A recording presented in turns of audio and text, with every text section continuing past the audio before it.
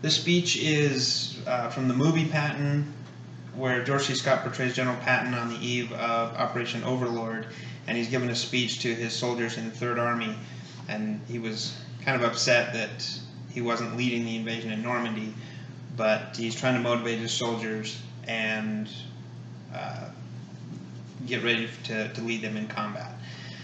And the movie starts, the setting is the backdrop is the back of a stage where it's just this huge American flag and you don't see anybody, and you hear a voice that says, "Attention," and then there's silence in the room, and General Patton walks out to the center of the stage and comes to the position of attention, and Reveille starts playing, and he renders a salute, and while he's in the salute pose, the camera zooms in and shows all his highly decorated uniform, and as the music stops, he puts his hands down and begins to address the soldiers of the Third Army.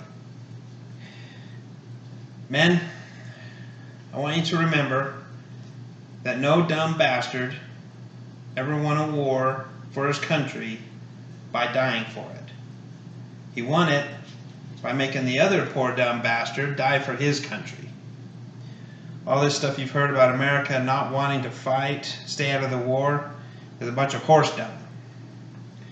Americans traditionally love to fight.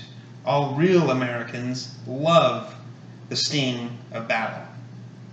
When you were kids, you always admired the champion marble shooter, the fastest runner, the big league ball player. Americans love a winner and will not tolerate a loser. America plays to win all the time.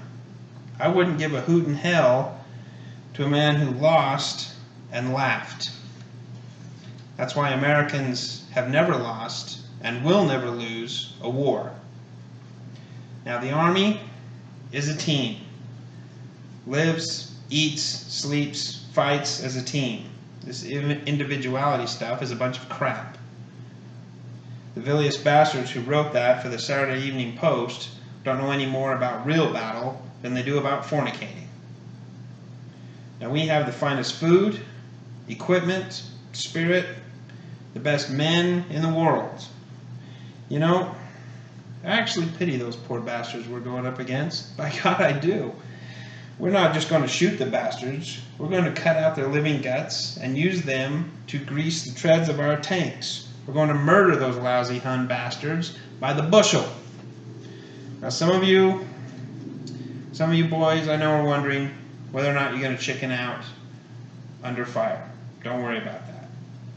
And I can assure you, you will all do your duty. The Nazis are the enemy. Wade into them. Spill their blood. Shoot them in the belly. Because when you put your hand into a pile of goo that a moment ago was your best friend's face, you'll know what to do. Now, there's one other thing I want you to remember. I don't want to get any messages saying that we're holding our position. We're not holding anything. Let the Hun do that. We are constantly advancing, and we're not interested in holding anything except the enemy. We're going to hold on to them by the nose. We're going to kick them in the ass. We're going to kick the hell out of them all the time, and we're going to go through them like crap through a goose.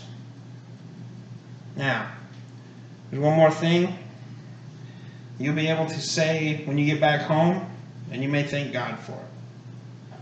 30 years from now, when you're sitting around your fireside, your grandson on your knee, and he asks you, what did you do in the great World War II? You won't have to say, well, I shoveled shit in Louisiana. All right, you sons of bitches, you know how I feel. One more thing. I would be proud to lead you wonderful boys into battle anytime, anywhere. That's all.